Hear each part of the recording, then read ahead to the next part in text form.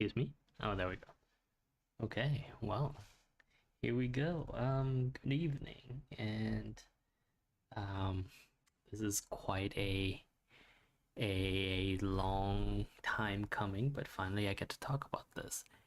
And it's on 2 days ago we talked about monopolies in the current industry and what they are, but there was one thing I definitely did not, or I don't think I even talked about, and that was Facebook. There are various reasons why I wasn't, or why I can't, or I couldn't have talked about it back then. But in the meantime, pretty much the next day, the antitrust lawsuits were filed against Facebook, and so now we get to chat about it. Uh, Great, I love it. So, Facebook, what is it? Well, what is why is it a monopoly? Fairly simply, Facebook is a monopoly because it has stifled innovation in the in social networks. Just it's that simple, right? The just like Google and search, um, Facebook has paid either bought off competitors, or scared off competitors, or fucked over competitors, or copied competitors to the point where, um, shall we say, the only real competition that Facebook has in social networking is, I wouldn't even count, what is that? What is that? Dick pics. Not no. Snapchat. I wouldn't count Snapchat because it doesn't have proper monetizing and it doesn't reach a big enough audience. So really, the only other proper competition to Facebook would potentially be TikTok.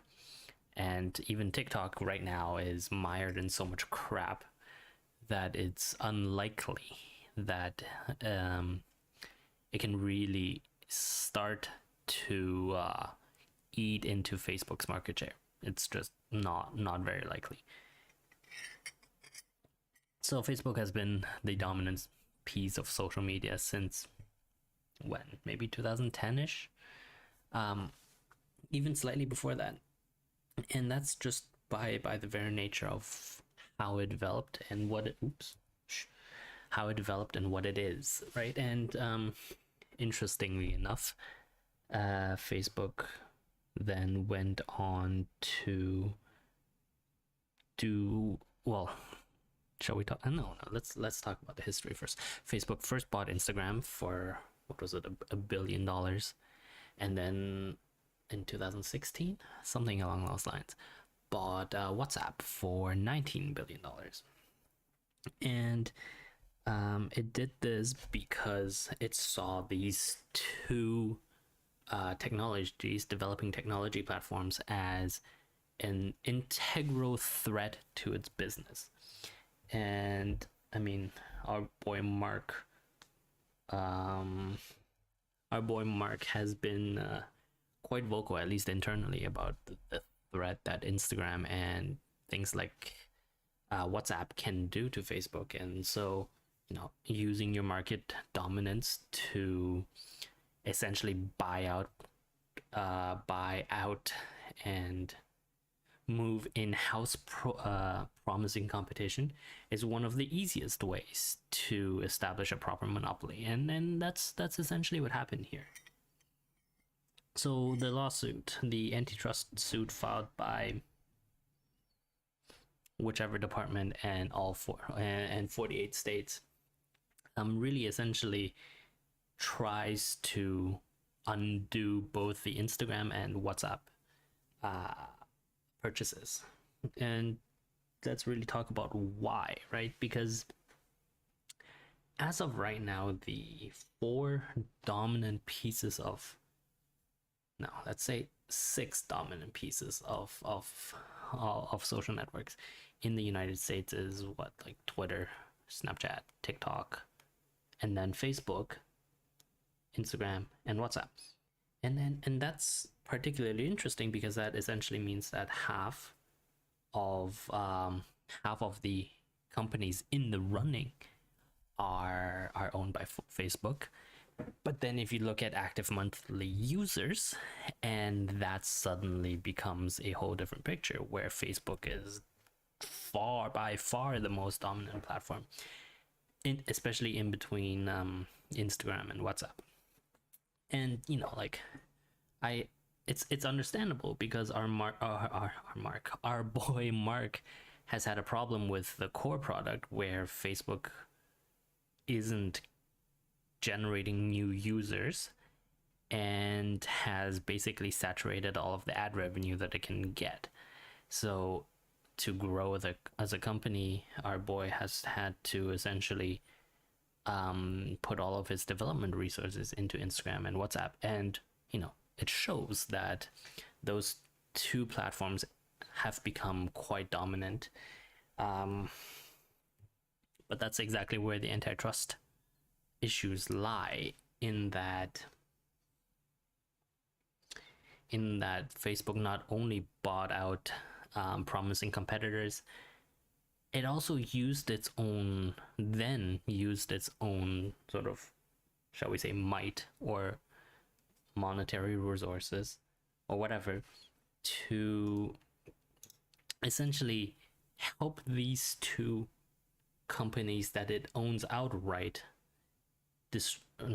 push out competitors, right? Like, what was a competitor to Instagram? Probably Flickr, 500 pics, whatever.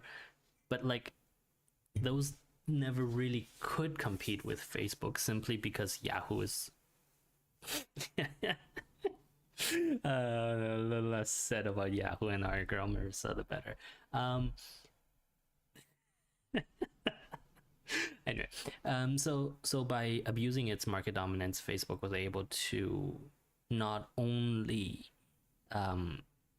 guarantee Instagram and WhatsApp as sort of the dominant platforms for what they're used for in their particular niche, but it also allowed Facebook to push competitors out of business.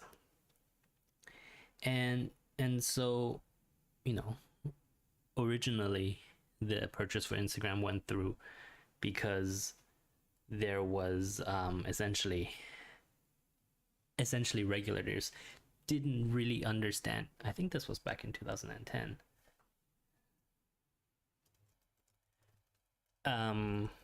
Back in 2010, when they bought Instagram, something along those lines. And regulators were not prepared, so they didn't understand what was like the implications of Facebook essentially being able to own and operate this completely separate social network, and through that essentially have a completely new territory that they can then dominate with their with their massive amounts of resources. And it's Facebook claims that because of its investment, that it's only because of its investment that Instagram and WhatsApp prospered. But of course, we can't really prove that counterfactual. All we have are emails from our boy Mark telling employees that Instagram and WhatsApp will kill him. And then he made the purchase. And we have emails and words from the founders of Instagram telling us that Mark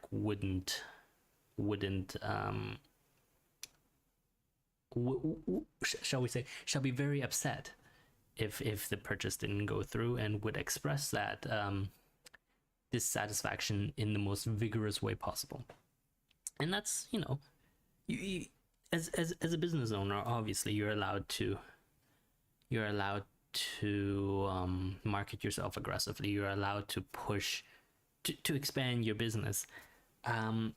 It is only when you do so at the expense of the market and at the expense of the consumer that antitrust issues come up. And here we come into sort of the crux of this argument, which is that essentially Facebook uses its dominant market position, not just within Facebook, but within Instagram and within WhatsApp, to suppress creativity and to suppress competition. And we have at least some of the VCs that I know have straight up admitted that they don't look at social network just because nobody really wants to deal with Mark. Like, it's just, like, Facebook has so much money that they can just pop out a Snapchat clone, pop out an Instagram clone whenever they want, and if it doesn't work, it's fine, and they'll just come back and try again later, right? Just what was our boy at Instagram, Evan? Yeah, look at not Instagram, Snapchat, Evan, I think. Facebook has come up with what now, like 2 or 3 different Snapchat clones that have all failed. Doesn't matter. For a company of that size, that little investment means nothing. If out of 5 tries 1 worked, then that's all that's necessary, because then he can our boy Mark, that is, can squeeze Snapchat out of business. And that's sort of the idea, right? Like, that's where Instagram is being pushed into, essentially a Snapchat and TikTok clone. But that's a different issue. That's more a tech governance and ethics issue. Much less said about our boy Mark squeezing out the founders of Instagram and WhatsApp. The better, not the better, but we'll leave that for a different conversation. So anyway, sorry. Back to the idea of Facebook's market dominance. One of the most interesting things to me was actually a screenshot. One of my friends, not screenshot, what was it called? A document from, I think it was a Hungarian mobile phone operator, which and this was in the context of net neutrality. It had nothing to do with monopolies, but in the context of net neutrality, one of my friends sent me a document. I think it was a Hungarian mobile phone operator. So mobile operator, they charge for data, and the whole thing. And essentially, this operator said, you pay this much per month for blah blah blah, all these plans, and you get access to certain social networks for free. And so this was where the net neutrality issue comes from. But that's not the crux of the point here. The point is, there were 4 social networks that were free, one of which was Twitter. The other 3 were Facebook, Instagram, and WhatsApp. And I'm counting this on my fingers, even though you're looking at this lovely game of Go being played between 2 computers. But essentially, what does that mean, right? Like, that is what a monopoly is. It's when a monopoly starts to appear. It's when you are saturating all of your things all over the place. And so in this case, these people that use this, let's go with Hungarian mobile phone operator, these people just, their choice is very clear. It's either Facebook owned companies or Twitter that are free. So obviously they're going to spend more time in these social networks. And net neutrality aside, that shows just how wide of a range that Facebook has. And that I think is sort of the spirit behind the lawsuits that popped out yesterday. That it's time to essentially unwind these purchases, because regulators were not aware and were not sophisticated enough when these original purchases were made to understand the implications of one big operator, someone who's already the biggest in their own fields. And by that I mean Facebook, in sort of the day-to-day social network, right? Like, someone that's already dominant in that field, then going out and buying a social network in the photography field, or or both, buying a social, well, not social network, but a direct peer-to-peer messaging network. And I think we've come to see that this is such a dominant position that it is stifling innovation. We could talk about the example of WeChat and what that means, but that's sort of that. Those companies have different competitors because they are everywhere, right? Some of them, like the between WeChat and Alibaba, there are, sure, there are, those two are dominant in their own fields, but they're competing with each other very, very, very rigorously in other places. So that makes it a little bit more tenable to see, or to allow those to continue. But I'm sure something there will happen sooner or later. We saw, we saw our boy Jack getting his Ant Financial IPO pulled for that very reason. Anyway, back to Facebook. Breaking up Instagram and WhatsApp would essentially mean that Facebook as a company becomes a leaner and perhaps tighter controlled company that now has to compete and actually develop innovative products to compete in the photo space and in the peer-to-peer messaging space. And that is the point of this, because regulators are not tech industry visionaries, and I'm not really calling market visionary as much as, excuse me, as saying that regulators are as up to date on these things. And that's the point. They're not. Regulators aren't tech executives, so they don't understand the implications, and so they have to have a chance to witness it in action before they can do anything about it. So that's actually what the $19 billion justification for WhatsApp was. That, at least from Facebook, was, look, we bought Instagram, we're running it completely independently, and it's doing so well, blah blah blah blah blah blah, and we'll continue to do that with WhatsApp. And so then the acquisition passed. But now, as the core revenue growth at Facebook, home Facebook, has declined, we can see just the sheer amount of crap that our boy Mark is now trying to put into Instagram, and how much control he's repatriating from Instagram and WhatsApp. And that's now got the regulators in a bit of a tizzy, right? Anyway, this stream has been quite too long already, so we'll just leave it here for now. In summary, download Firefox, really. Just, yeah.